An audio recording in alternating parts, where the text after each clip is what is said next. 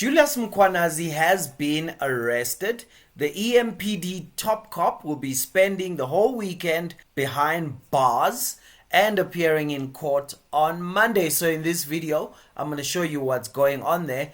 But if you stay with me all the way till my biblical reaction, you'll understand this Madlanga Commission SAPS task team that arrested Mkhwanazi, and you'll see two reports that the president thought you're not old enough to see, and another report that was also hidden from you. So let's get through this, because South Africa will prosper. You already press like, and let's go. In case you're wondering who Julius Mkhwanazi is and what's going on around him, let me have Mighty Jamie tell you from a video that's 2 months old. Julius Mkhwanazi was overseeing drug unit, taxis, hijacking, mining, VIP protection in his role. His significance is that he's implicated in this blue light saga where he facilitated the provision of blue lights to Cat VIP. He's implicated in facilitating relationships between Cat VIP, Medicare 24,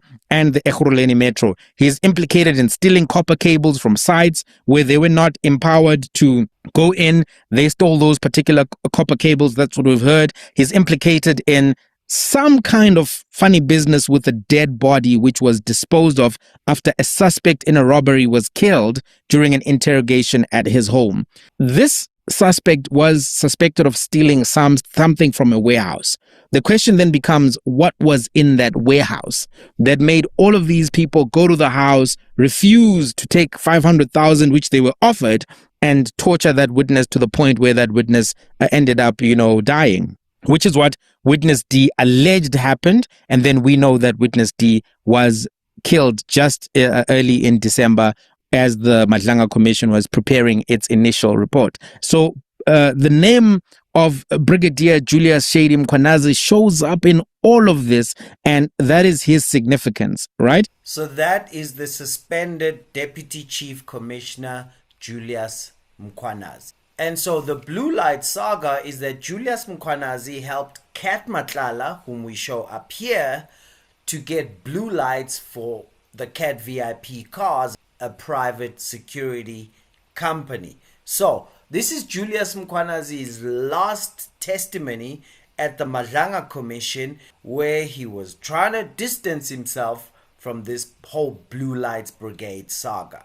And that clip was sent to you by Mr. Van Wyk. It's coming up.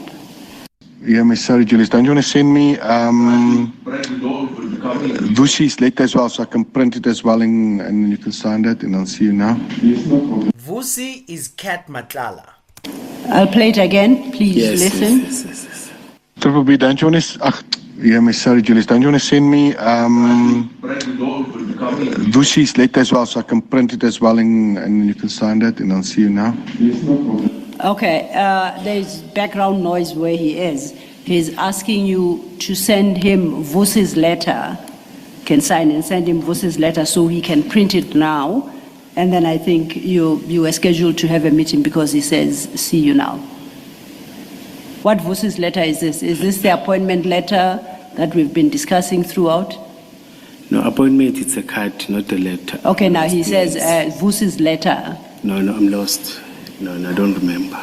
But when he sends you these very confusing voice notes, do you ever turn around and you say, my friend, what are you possibly talking about? No, we used to meet and I used to clarify when we were together. You see, say, Mike, this is not possible. This is not possible. This is not going to happen. I think when you speak to Vusi, gives Vusi another impression. You see. Sorry, I'm more concerned about what he says to you. You receive these audios and you say they don't make sense to you as you sit here today. And I take it that they didn't make sense to you on the day that you received them. But after reading and listening to the clip, nowhere do you indicate to Mr. Van Wyk that I don't know why you are saying what you are saying in this audio clip, because I have no idea what you're talking about. You never once take up that issue with him. Why not? If you truly do not understand what he's talking about. That's why I was saying, please guide, because I'm becoming lost with what he's saying. I can't guide you. I don't know what he's talking about. Only you and he know. I'm saying he says so. That's why I'm saying No, Commissioner, I'm saying that's what I've said to him, not you. Oh. Yes. But it's about this clip. No, you didn't. There is that clip on the screen, on your screen as well. Remember, please guide me as in regard to another communication. When he asked you about the business card and he said, can we use this so long?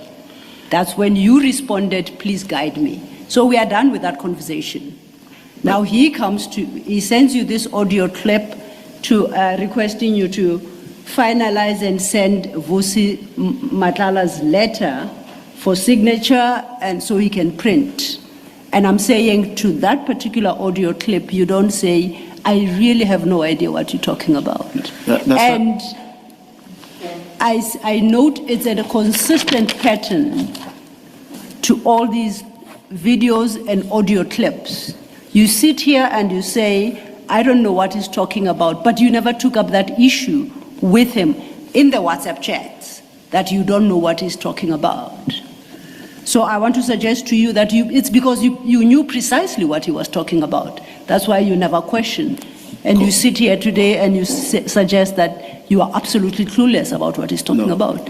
Commissioners, I've said Mike will try to twist and pull my hand. I've said again, I used to go, I will go, we'll meet. The office that I was having and Mike's office, they're not far apart, you see. And I will explain and tell him those powers and those what, they're not with him. But my thinking is that when I received this now, when we're talking, is that he was lying to Vusi. No, he wasn't. He was giving Vusi. No, he wasn't. You do respond. But my response doesn't say yes. No, you ask, must we change the format too? So you had an opportunity to respond, whichever way you wanted to respond. You say, he sends this message at 7:37. You respond at 7:39. So in less than 2 minutes, you respond and you say, must we change the format too? So you know exactly what he's talking about. You knew what he's talking about. No, yeah, it's the format of what? Of the letter or the format of that thing? That's what you're supposed to tell us, because you wrote this. You listened to the audio, and in less than 2 minutes, you say, must we change the format too? You're the one that must tell us what format were you talking about changing. You can't say, he must have been lying to Vusi, I don't know what he's talking about, when you say, within 2 minutes, must we change the format too? And the question that is legitimate to ask you is, what format were you going to change? What document or whatever were you talking about here? I don't recall. I'll be lying because I'm not a computer fundi, as I've said. No, it's not about being a computer fundi. And you do recall what it was about. It's not true that you do not recall. You responded very specifically. Must we change the format too? That's a very specific response. Anyone who responds that way knows what the preceding message was about. So no, you're not being truthful. Again, when you say, I don't remember, in fact, you're just continuing in this consistent, evasive responses to questions where you say, well, I don't remember. Here you must remember because you responded. No, I don't deny that I communicated. It's just that I don't remember that I did that. I don't deny, as I've said that, I don't deny my communications with Mike. You know, I communicated with Mike like, as I've said, you can see that we used to communicate, even not here, we will meet and discuss. It's just that I don't call that thing. Okay, let me make a further suggestion. We looked earlier at the letter of October 2021. I think it was the 16th October 2021. Correct, Commissioner. Medicare, yes. Where letter of confirmation to Medicare. Yes. What Mike is asking for in this clip is a similar letter for Vusi personally. That's it. No, I get That's that. what he's asking for. So you cannot say, I don't know what he's talking about. for that reason, that you've already issued a letter of confirmation which says these people work with EMPD, right? Mike says to you, my boss will go to jail because he doesn't have blue lights. Mike says, here's a business card idea.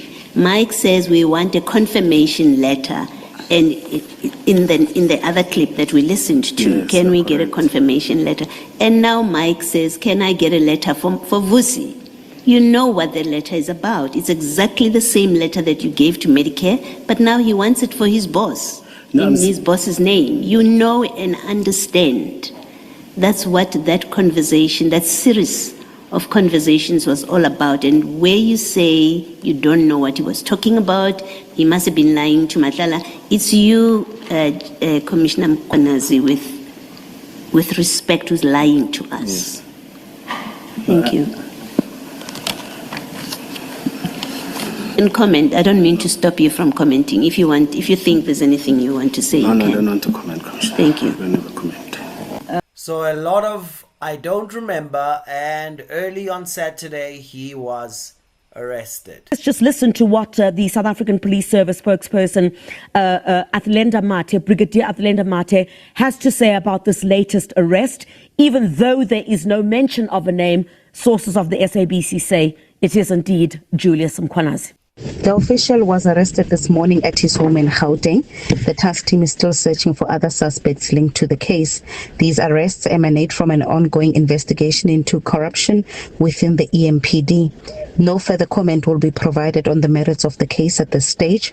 All suspects are expected to appear before the Boksburg Magistrate Court on Monday, the 20th of April. All right, so two very important court cases, and specifically linked to the Madlanga Commission of Inquiry, with Julius Mkhwanazi expected to appear in court. So Julius Mkhwanazi has been arrested by the Madlanga Commission SAPS task team.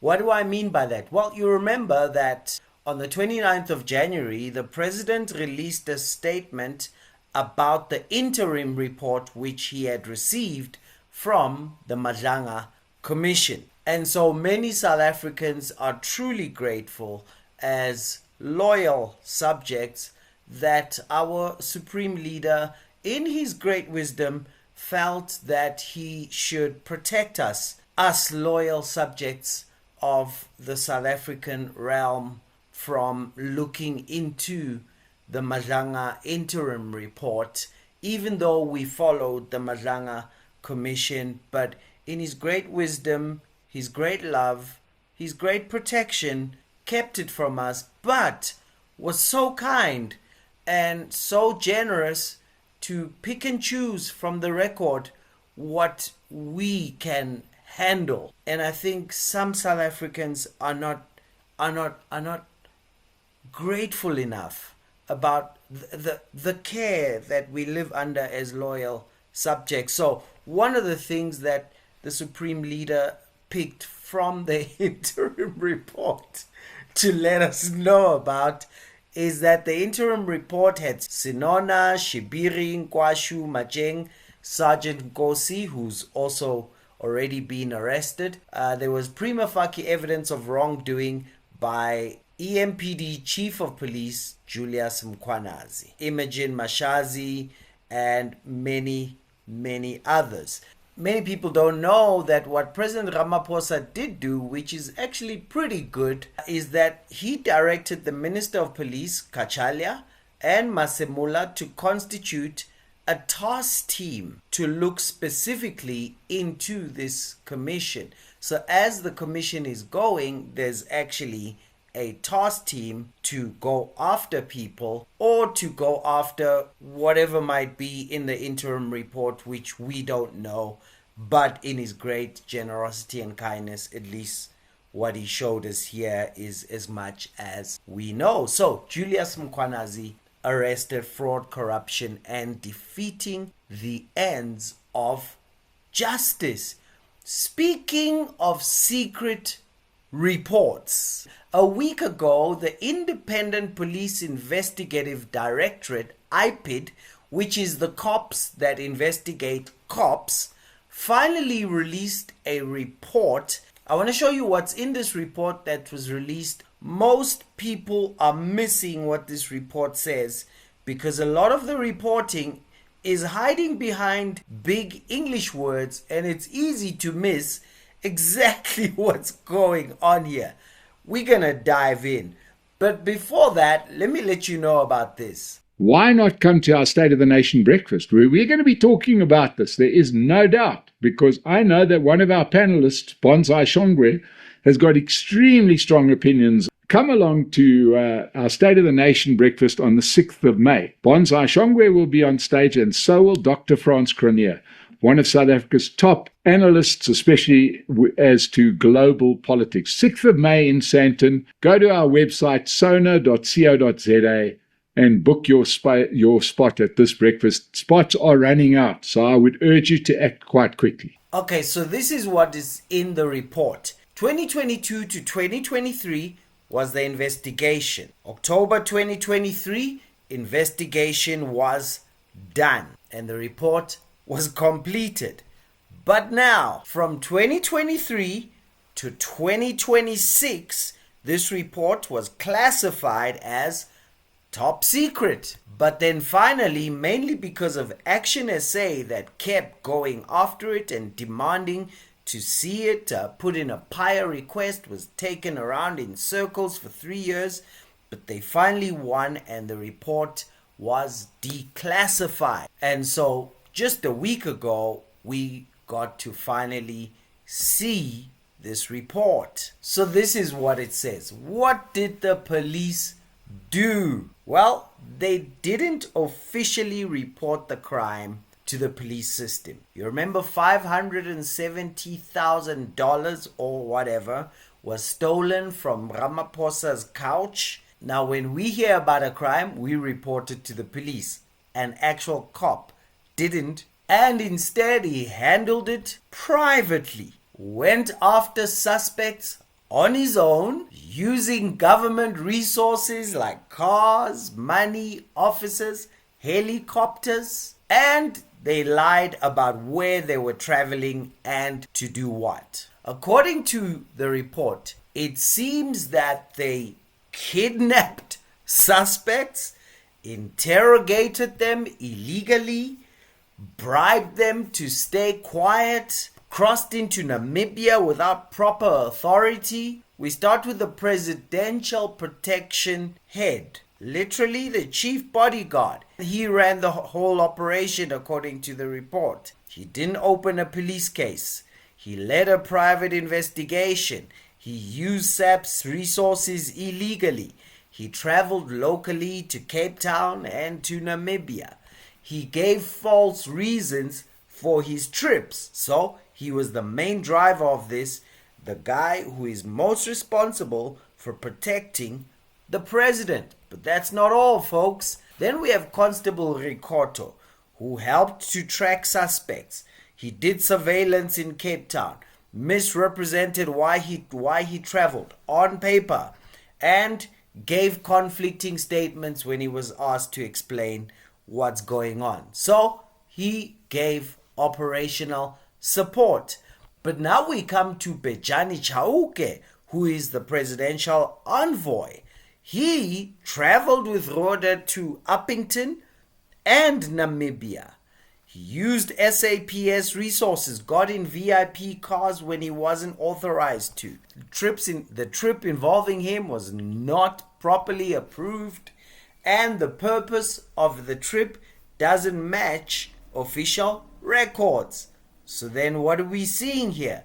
It would seem like it is political interference by the man who is keeping the Madlanga interim report that is looking into political interference with the police. That's the person, our president, who is keeping the interim report looking into political interference. You have the president's chief sidekick, Bejani Chauke, going with a top cop, the president's main bodyguard, to privately investigate off the books, off the system, money stolen from the president. So if there was kidnapping and torture, it wasn't done for themselves. And Chauke being involved, it would seem like political interference in